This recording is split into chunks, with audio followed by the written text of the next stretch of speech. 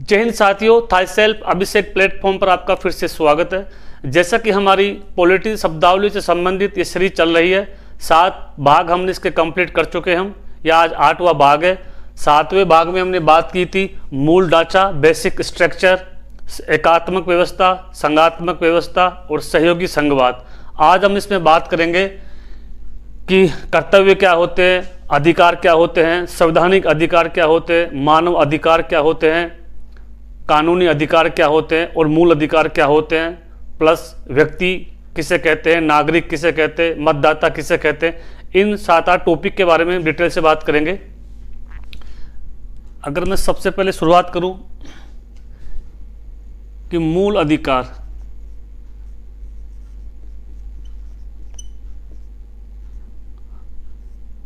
Fundamental rights,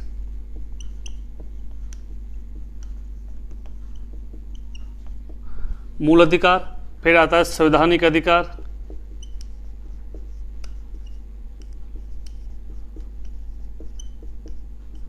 constitutional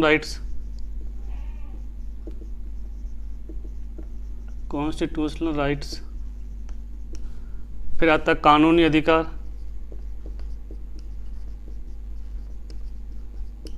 legal rights,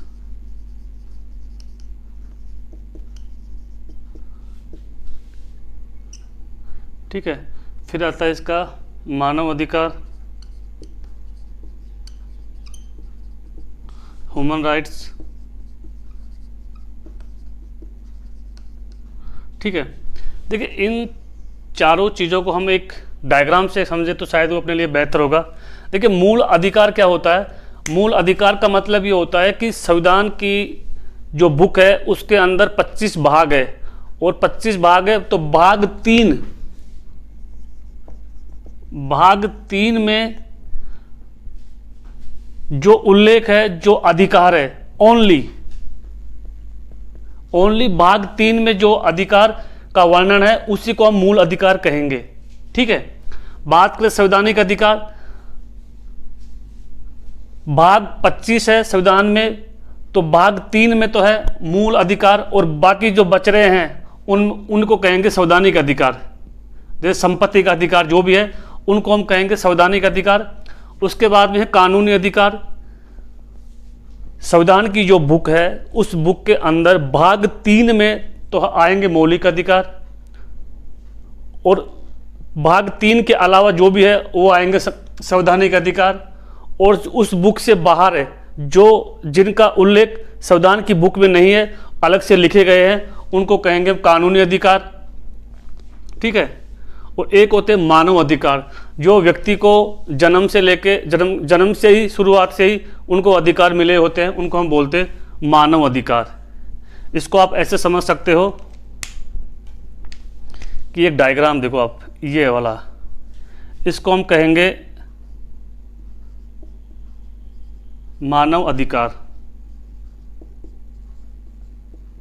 मानव अधिकार सबसे बड़े अधिकार होते हैं। फिर उस मानव अधिकार में होते हैं संवैधानिक अधिकार,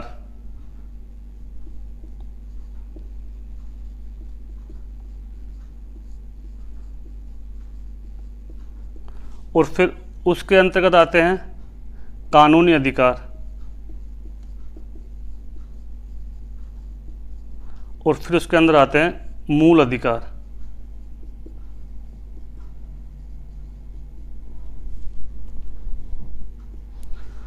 तो सबसे छोटी इकाई तो कौन होगी? मूल अधिकार, ये सबसे छोटी इकाई, ठीक है। और सबसे बड़ी इकाई है मानव अधिकार। तो इसको एक बार फिर हम बात कर लेते हैं। देखिए, मूल अधिकार वह अधिकार है जो संविधान के भाग 3 में, ओनली भाग 3 में जिसका वर्णन मिलेगा आपको, उसको हम कहेंगे मूल अधिकार। जैसे आर्टिकल 12 से लेकर 35 तक मूल अधिकारों का वर्णन है। इस चीज़ को हम आगे की क्लास में पढ़ेंगे। फिर आता है संवैधानिक अधिकार, जो भाग 3 के अलावा बच रहे हैं सॉरी, उनको हम कहेंगे संवैधानिक अधिकार। और कानूनी अधिकार, जो संविधान की बुक के अलावा अलग से लिखे गए हैं या अलग से हमें देखने को मिलते हैं, उनको कहेंगे कानूनी अधिकार। और मानव अधिकार, जो व्यक्ति को जन्म से मिले होते हैं, जीने का अधिकार, स्वतंत्रता का अधिकार, ठीक है, इस तरह के अधिकार को हम बोलेंगे मानव अधिकार। ये तो हो गए हमारे बेसिक जो अधिकार है वो।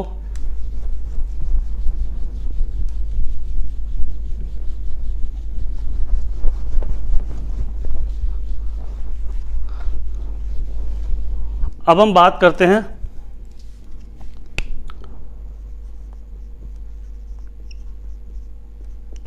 अधिकार क्या है। अभी हमने बात की कि मूल अधिकार क्या है, फंडामेंटल राइट्स क्या है। अब हम बात करें ओनली अधिकार, राइट्स कि अधिकार क्या है। देखिए, अधिकार को परिभाषित करने के लिए हमारे पास 3 तत्वों का होना बेहद जरूरी है। अधिकार किसी पर्टिकुलर व्यक्ति को न मिलकर पूरे समाज को मिलते हैं। अधिकार किसी व्यक्ति को न मिलकर पूरे समाज को मिलते हैं। अब हम बात करते हैं अधिकार के अंतर्गत क्या क्या आता है। 3 एलिमेंट्स की बात करता है अधिकार।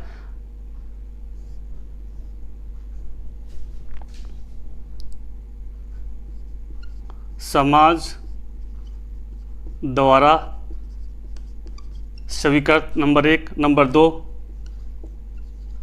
कानून द्वारा मान्यता प्राप्त, और नंबर 3 समाज, कानून और व्यक्ति के विकास के लिए अनिवार्य। ये है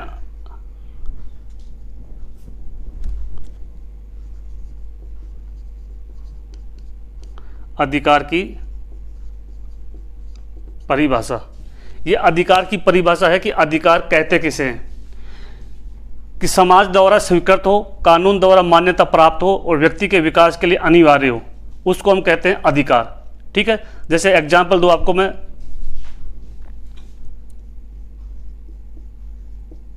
शिक्षा, शिक्षा व्यक्ति के विकास के लिए अनिवार्य है कि नहीं है, पता है आपको। शिक्षा व्यक्ति के विकास के लिए अनिवार्य है, कंपलसरी है, ये लाइन फुलफिल हो रही है। नंबर 2 कानून द्वारा मान्यता प्राप्त है। शिक्षा का जो अधिकार है, राइट टू एजुकेशन, आर्टिकल 21 के में, तो ये भी फुलफिल हो रहा है कि 6 से 14 वर्ष के बच्चों को शिक्षा अनिवार्य मिलनी चाहिए, ये भी फुलफिल हो रहा है। समाज द्वारा स्वीकृत, समाज भी इस बात को स्वीकार करता है कि हाँ शिक्षा का होना बेहद जरूरी है।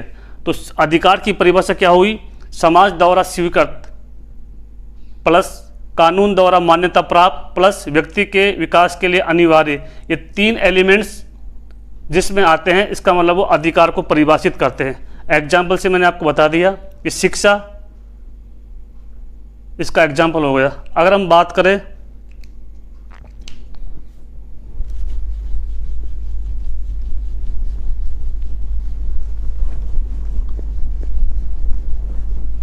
अधिकार, ये तो फिर कर्तव्य क्या है, ड्यूटीज।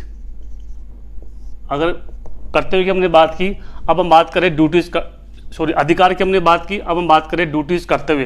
कर्तव्य क्या होता है, अधिकारों के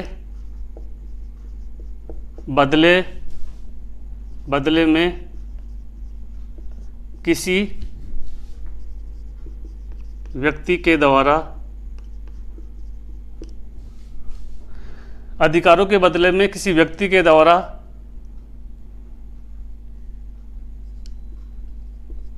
दायित्वों का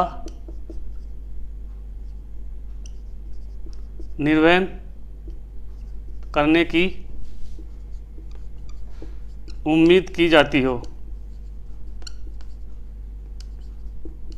उसको हम कहते हैं कर्तव्य। देखिए, आपको इसको मैं एग्जाम्पल से समझाता हूं। जीने का अधिकार है, मुझे जीने का अधिकार है, ये मेरा अधिकार हो गया कि जीने का अधिकार, राइट टू लाइफ। उसी के साथ आपका भी ये कर्तव्य बनता है कि आप मेरी पर्सनल लाइफ में किसी तरह का इंटरफेयर ना करें, तो ये क्या हो गया, कर्तव्य। मतलब अधिकार और कर्तव्य एक दूसरे के पूरक होते हैं।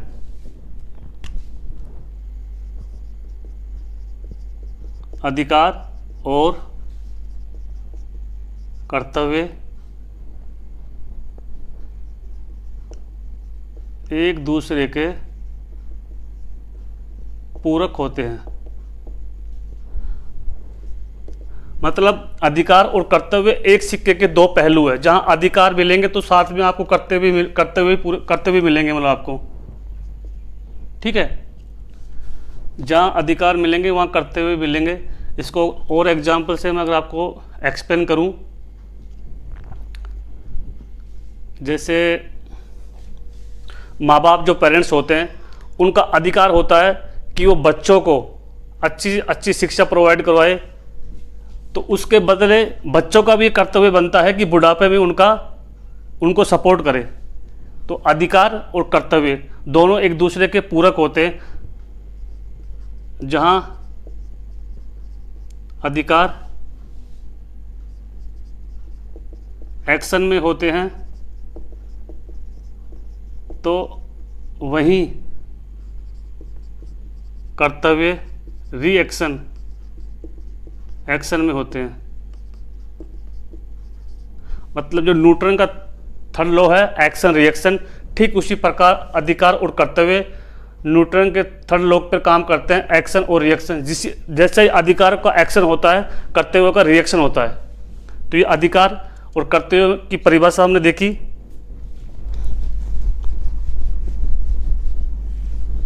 अब हम बात करते हैं कि व्यक्ति, नागरिक और मतदाता ये क्या होता है। देखिए, व्यक्ति होता है जो मनुष्य होता है उसको हम व्यक्ति बोलते हैं, व्यक्ति यानी मनुष्य। और नागरिक जिस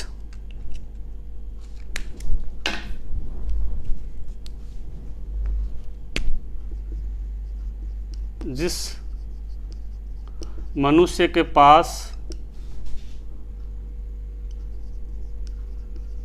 अधिकार प्लस कर्तव्य हो प्लस उस देश में रहने की कुछ शर्तें हो, प्रमाण पत्र, सर्टिफिकेट ईटीसी। और मतदाता क्या होता है, जिसकी उम्र 18 वर्ष हो वो मतदाता कहलाता है। इसको भी हम एक डायग्राम से समझ सकते हैं। ये हो गया देश। देश किसे कहेंगे, जिसके पास पॉपुलेशन हो, जिसके पास एरिया हो, जिसके पास संप्रभुता हो और जिसके पास एरिया, पॉपुलेशन, संप्रभुता और गवर्नमेंट हो, उसको हम कहेंगे देश। फिर देश के अंदर आएगा व्यक्ति। व्यक्ति के पास कुछ अधिकार होते हैं और व्यक्ति के अंदर आएगा नागरिक, जिसके पास अधिकार भी होंगे, कर्तव्य भी होंगे। और उसके अंदर आएगा मतदाता, जिसकी उम्र 18 वर्ष। इस प्रकार हमने जो 5-7 शब्दावली थी उनके बारे में बात किया हमने। वैसे ये जो सीरीज है ये सिर्फ शब्दावली पे चल रही है। डिटेल के बारे में, डिटेल से संबंधित जो भी शब्दावली, जो भी मतलब चैप्टर रहेंगे उनको हम आगे डिटेल से बात करेंगे। ठीक है, आज के लिए इतना ही। धन्यवाद, मिलते अगली क्लास में।